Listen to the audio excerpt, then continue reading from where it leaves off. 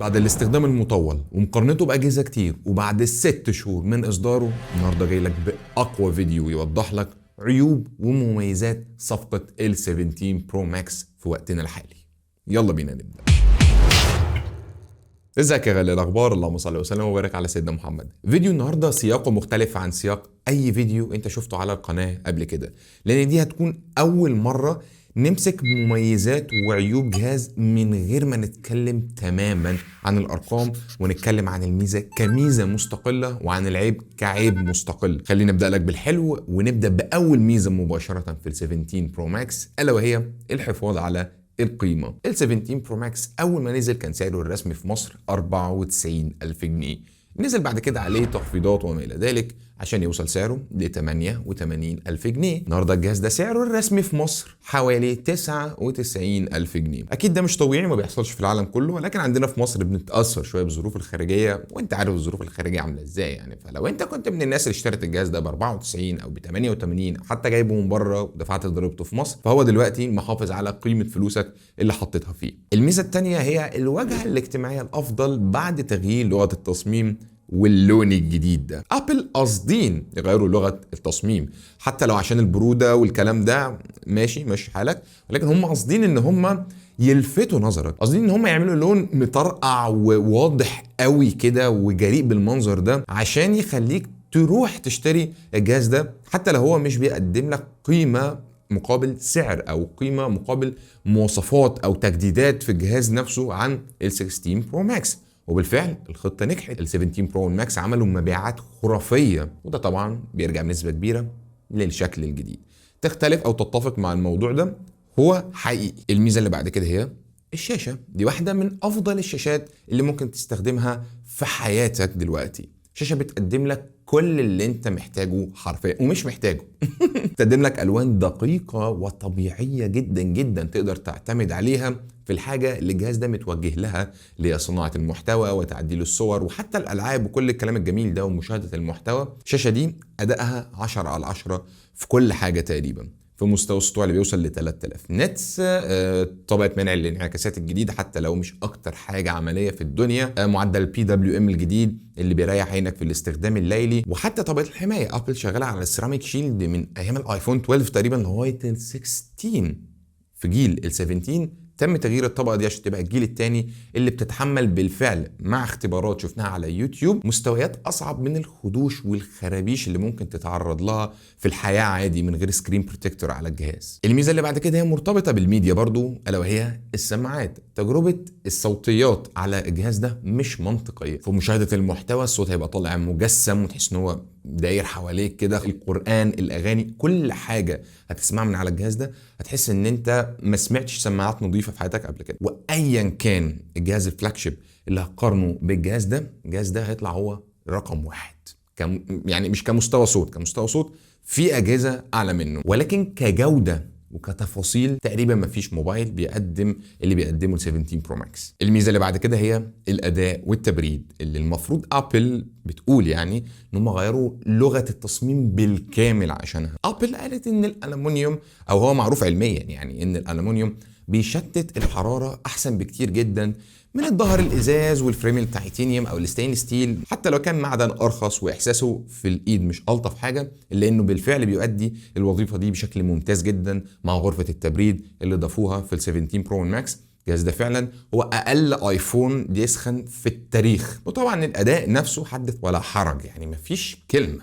المعالج الاي 19 برو اللي موجود في الجهاز ده سفاح، بيقدر يعمل كل حاجه ممكن تتخيلها. وطبعا ال 12 جيجا بايت رام اللي اول مره نشوفهم مع 17 برو ماكس بيخلوا الجهاز ده يقدر يشغل تطبيقات في الخلفيه بشكل احسن بكتير من الاجهزه اللي قبل كده. الميزه اللي بعد كده طبعا هي الكاميرات. الجهاز ده فيه كاميرات ممتازه حتى لو قارناه باجهزه تانية وكانت بتنافسه او حتى بيقدموا حاجات اكتر منه، لان لسه الكاميرات اللي هنا كونتنت كرييشن ليفل، يعني مستوى صناعة المحتوى موجودة حتى رجل على رجل. وطبعا الكاميرا التليفوتو الجديدة تماما عن الأجيال اللي قبل كده، ال4 اكس سنسور الجديد اللي بتقدم صور محترمة جدا جدا وتقدر تاخد منها بعد شبه بصري 8 اكس الضعف عشان تاخد صور بقى ايه، صايعه والكلام الجميل ده. وطبعا قدرات الفيديو الخارقه اللي موجوده في الجهاز ده اللي مش موجوده في اي جهاز تاني في العالم.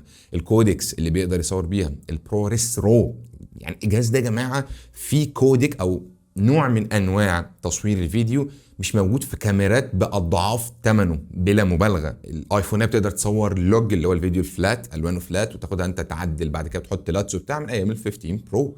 لكن هنا تم اضافه لوج جديد كمان، وبرده بيصور 4K 120 فريم في الثانيه عشان تقدر بقى تعمل سلو موشن واللقطات السينمائيه الجميله دي. غير انك ممكن تصور اوبن جيت بابلكيشن زي بلاك ماجيك كاميرا. اوبن جيت ده يعني تاخد قدره السنسور بالكامل مربع، مش بتاخده بالابعاد اللي انت شايف الفيديو ده بيها اللي هي 16 ل 9، لا بتاخد السنسور كامل قدراته كامل. قص انت بقى عايز الفيديو بالعرض عايز الفيديو بالطول، اعمل اللي تعمله. وطبعا واحده من اقوى المميزات ال 17 برو ماكس والسلسله كلها عموما هي الكاميرا الاماميه. السنسور النقله النوعيه في عالم الموبايلات ال 18 ميجا بكسل المربع اللي بيخليك تقدر تصور فيديو بالعرض وبالطول وانت ماسك الجهاز بالوضع الرأسي الطبيعي خالص، اللي بيطلع نتائج مرعبه سواء كان في الصور او في الفيديوهات بالذات. يعني كل قدرات تصوير فيديو اللي قلت لك عليها من شويه دي تقدر تاخدها من الكاميرا الاماميه كمان. انت معاك هنا ماكينه فلوجز وماكينه تصوير سواء كان بالكاميرات الخلفيه او بالكاميرا الاماميه، كانك بتتفرج على اي حاجه عادي خالص.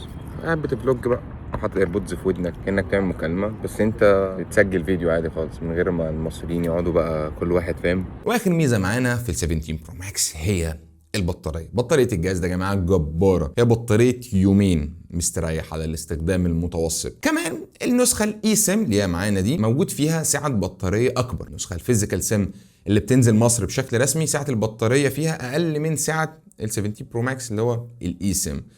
دي حاجه ملاش اي مبرر، يعني الحته دي اللي خدت يشيل الكاميرا كنترول. وطبعا سرعات الشحن الجديده ال 45 واط اللي بقت تخلي الجهاز ده يشحن 50% في ثلث ساعه تقريبا، يعني بدل ما كانت بتشحن في نص ساعه او اكتر. وفي ميزه كمان نسيت اقول لك عليها، هي انك تقدر دلوقتي تشتري ال 17 برو ماكس مستعمل او غيره او الفايند اكس 9 برو او اي ايفون ممكن تتخيله من على الموقع الخاص بينا، الموقع اللي موجود عليه اجهزه بافضل الحالات. طبعا الميزه الاكبر في الموقع نفسه او في الشراء من عندنا ان مش هنصب عليك، مفيش انك تحول لي فلوس واكلها عليك، ما فيش الكلام ده. يعني طبعا التيم اللي شغال معانا تيم محترم جدا جدا، مش لاقي كلام والله تاني. اسيب لك لينك الويب سايت تحت في الديسكربشن، تقدر تروح تبص بصه. عندنا برضو موبايلات اندرويد يعني قليله شويه بس موجوده، وفي اكسسوارز قليله شويه بس موجوده. وبرده سيب لك كل لينكات السوشيال ميديا الخاصه بيا وانستجرام بالذات. ما تنساش تعمل لي فولو هناك، نعمل محتوى جبار هناك. ما تنساش تعمل لايك، تشترك في القناه وتفعل الجرس عشان يوصل لك محتوانا الجديد اول باول.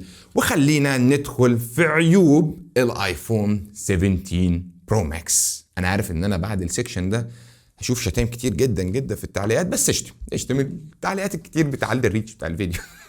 لا طبعا ما تشتمش، خليك محترم. اول عيب هو اول ميزه اتكلمنا فيها، على الرغم من ان الجهاز ده بيحافظ على قيمته فعلا ولكن سعره اصلا في مصر مبالغ فيه بشكل مرعب. الجهاز ده سعره الرسمي في امريكا $1200. قول يا عم بحبشتكناته بضرايب ومش عارف ايه $1300 اللي هم لا يتعدوا ال 65 قول 70,000 جنيه. ليه بيتباع عندنا في مصر ب99,000 جنيه، واللي عليه ضريبه بعد ما كان وصل ل56,000 جنيه تقريبا 58,000 حاجه زي كده بقى ب70,000 جنيه. العيب اللي بعد كده هو التصميم والخامات والشكل. قلنا ان الالومنيوم بيشتت الحراره بشكل احسن وكل حاجه، ولكنه اضعف بكتير من التيتانيوم ومن الستانلس ستيل. على قد ما الالومنيوم ده ميزه في التبريد والكلام ده، على قد ما انه عيب طبعا. وموضوع الشكل ده هو اذواق، ولكني مش حابب الشكل الجديد ده، مش حابب الكاميرا بلاتو ده، مش حابب اللون الجديد البشع ده. هو بالنسبه لي عيب، ممكن بالنسبه لك اصلا ما يبقاش فارق بس هو بالنسبه لي عيب. العيب اللي بعد كده هو السوفت وير والاي اي الكذاب اللي موجود في الجهاز ده. الاي او اس دايما كان معروف ان سمعته سابقاه في موضوع الاستقرار والانيميشنز السلسه وانعدام وجود الباجز تقريبا، لكن دلوقتي واجهه كالر او اس الخاصه باوبو في جهاز زي الفايند اكس 9 برو انضف من الاي او اس اللي موجود في ال 17 برو ماكس. على الرغم من اني محدث كل التحديثات وكل الكلام الجميل ده، واستخدمت ال 17 برو، استخدمت الايفون 17 العادي والايفون اير وال 17 برو ماكس، وكلهم فيهم مشاكل في السوفت وير. ازاله العناصر من الصور غبيه فشخ. اي جهاز اندرويد فئه متوسطه بيعملها احسن من الايفون. متخيل؟ اقل مساعد شخصي على الاقل جهاز اندرويد بيقدم خدمه وبيتفاعل معاك احسن من ابو 100,000 جنيه ده. العيب اللي بعد كده هو الكاميرات واللي يخصها. انت مش لسه قايل يا عم صدام من شويه ان الكاميرات دي ميزه وقويه ومش عارف ايه وكاميرات جباره؟ بس قلت لك ايه؟ اي نعم احنا قارناه باجهزه تانية وفي اجهزه تانية كانت بتنافسه بشده ولكنه لسه قوي. ولكن ليه انت مش الاقوى؟ ليه انت مش ماكينه التصوير الافضل في العالم؟ لان دي واحده من نقط التسويق الكبرى عندك. اسال اي حد كده، انت بتشتري ايفون عشان كاميرات، انت باشا ايفون احسن كاميرات مش عارف ايه. ده ما بقاش موجود. اغلى فلاج شيب قريب ليك في السعر ب 70,000 جنيه، انت ب 100,000 جنيه. طب يا عم صدام ده مش عيب ابل، يعني انت الشركه مسعراه صح، انت اللي في بلدك متسعر غلط. انا ماليش دعوه، انا بتكلم ان قدامي جهاز ب 100,000 جنيه وجهاز تاني ب 60-70,000 جنيه، والجهاز ده ممكن يبقى بيقدم تجربه تصوير في بعض الاحيان احسن من ابو 100,000 جنيه. انا ماليش دعوه هو بكام بره وهو متسعر بكام. انا بتكلم هشغله رسمي في بلدي بكام وهشغل التاني ده رسمي في بلدي بكام، فالنتيجه هتبقى ايه؟ فده عيب ممكن يبقى في بعض البلدان اللي الجهاز ده فيها سعره منطقي، مش عيب لانه لسه طبعا منافس شديد لاي جهاز اندرويد فلاج شيب تاني في الكاميرات. ولكنه برضو لا، الاجهزه دي في بعض الاحيان واحيان مش قليله بتطلع صور احسن منه. هو يمكن لسه رقم واحد في الفيديوهات، على الرغم من ان في اجهزه زي الاس 26 الترا وحتى الفايند اكس 9 برو بينافسوه في موضوع الفيديوهات ده، لانه لسه رقم واحد. ده شيء نعترف بيه. طيب ايه بقى ما يخصها؟ كان الفلاش مان، انت المفروض مكنه بتصور، انت كاميرا اصلا. ايه اللي جاب مكان الفلاش ده هنا؟ بيعمل ظل الناحيه التانيه يا باشا. ايه ده وايه ده؟ البتاع ده انا هفضل انتقده لغايه اما ابل تشيله من الحياه. كاميرا كنترول ده ملوش اي 30 لازمه. استخدمت كل سلسله ال16 اللي فيها الكاميرا كنترول وكل سلسله ال17 اللي فيها الكاميرا كنترول وما استخدمتش الزرار ده ولا مره تقريبا. وجود البتاع ده وانه واخد مكان في الجهاز بلا فائده كده معترض عليه بشكل كامل. العيب اللي بعد كده هو سرعات الشحن.